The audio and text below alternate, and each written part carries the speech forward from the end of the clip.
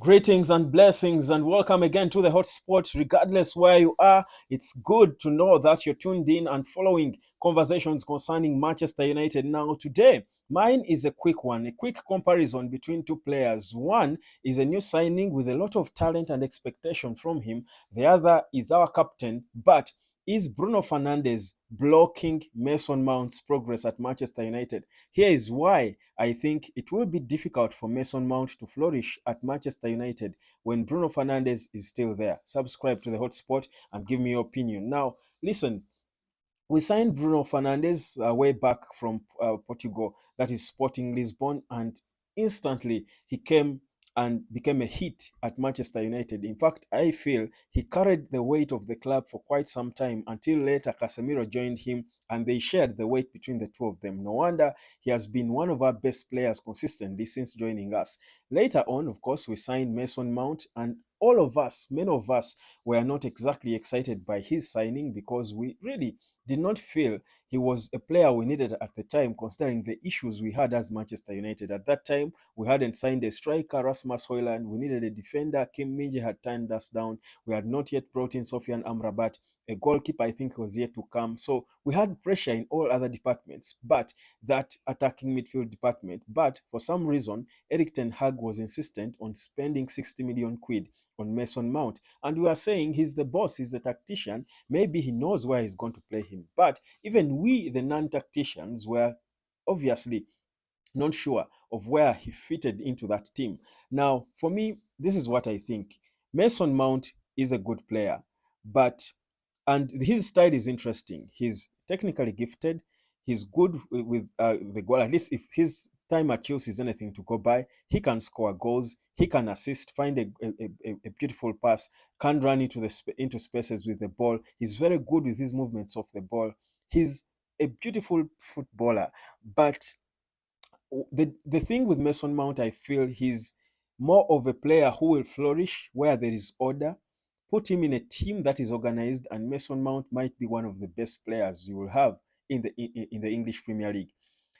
He's a player who performs where there is order. He's more of a a programmed player who does things by the book. He's not your exceptionally naturally gifted player. He's technical, he's talented, he moves right. Even the way he hits the ball is different. You see that he's, for lack of a better word, he's a proper manufactured player. Yes, he has his raw talent, but there's a lot of you see a lot of academy work on him in his style of play. Now, that's the kind of player Mason Mount is. Now, Bruno Fernandes on the other side, whereas they all play around the same areas because they all want to play sort of a free role from the middle, run around and deal and make use of the spaces. Bruno Fernandes on the other side is a chaotic player. Give Fernandez chaos, and you have a brilliant player because Bruno Fernandez is more direct. He's more box to box. He's uh, he's a player who takes risks. And in fact, I remember Eric Ten Hag speaking about him. One thing that makes Bruno Fernandez different is that he's the kind of player who will keep doing things that you don't expect a player to do until eventually one of them, at one point, it turns out right, that he will keep trying to force a pass in between players, in between bodies. He will keep trying to shoot from a very weird position. He will keep trying to look for the most difficult person to give a pass to. Do it doesn't work, he will do it again. He will take risks, keep taking risks. But also, I feel like he's more raw. He's a more street version of Mason Mount. His is more street than to the book. Now that's the difference. Now, if you look at Manchester United right now, Manchester United will do well, indeed does well with Bruno, with a chaotic number 10, with a chaotic attacking midfielder than unorganized player, because Man United does not have those good players. The whole unit is not organized.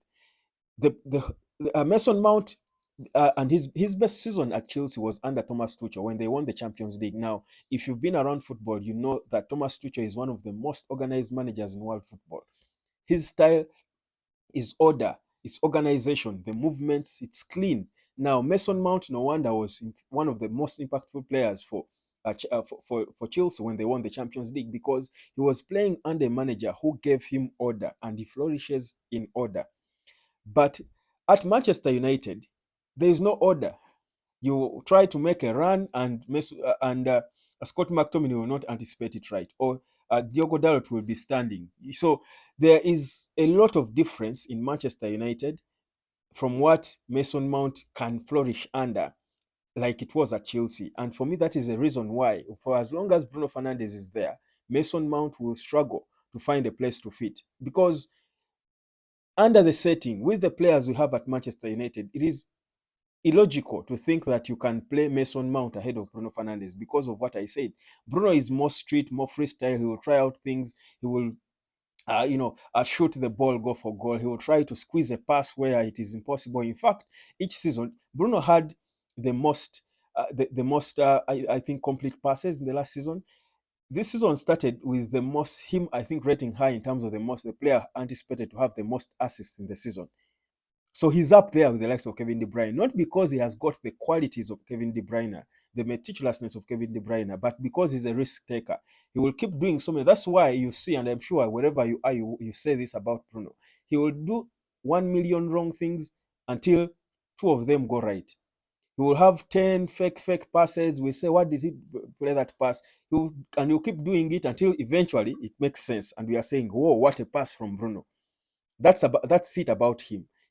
And it takes a certain level, a certain character for you to be able to do the same thing. It doesn't work, and you do it again, and have the confidence to go back and do it again until eventually it will work. At times it might not. See the goals he scores. It's because he's daring. He will keep trying to shoot for goal, to go for goal. At times his shots are blocked by a defender, and you're thinking, does he think the ball can go through a body? But that is Bruno. He's a risk taker. He's that kind of player, and it has worked for him for Man United, and he has even earned him the captain's armband. So for me, that's the difference, because we have two important players, two good players, and that's why I'm talking about this. We've got Bruno and Mason Mount. They are both good players, but clearly Mason Mount is struggling to play in Man United, and more so when Bruno is on the pitch. Mason Mount can't play football, and it's clearly because of that. So the manager has got to make a decision in terms of who should he play first.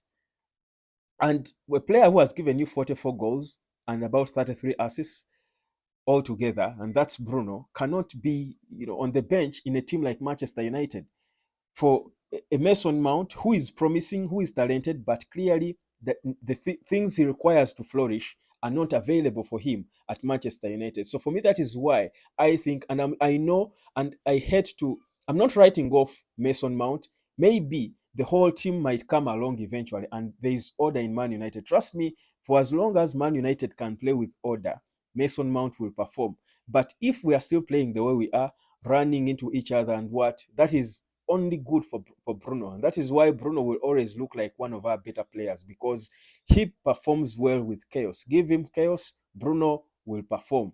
But bring order, you need Mason Mount in the team. Now, Mason Mount rather, do we have order in Manchester United? I don't see it happening now. It's not there yet. Maybe in the future it could be there. But for now, for as long as there is no order, Mount is going to warm the bench. Bruno will be starting games. Christian Eriksen could be playing ahead of him. And he has got to rediscover himself and perhaps adjust a bit of his game.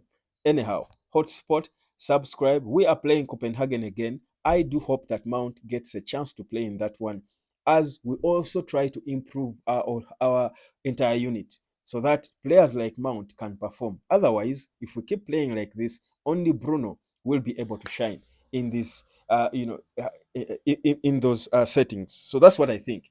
Hotspot, subscribe. My name is Webb. Give me opinions about Bruno and Mason Mount. Who should be playing ahead of the other? But what edge does one have over the other, if any? Let me know what you think. Hotspot, subscribe. I'll catch you later, fam.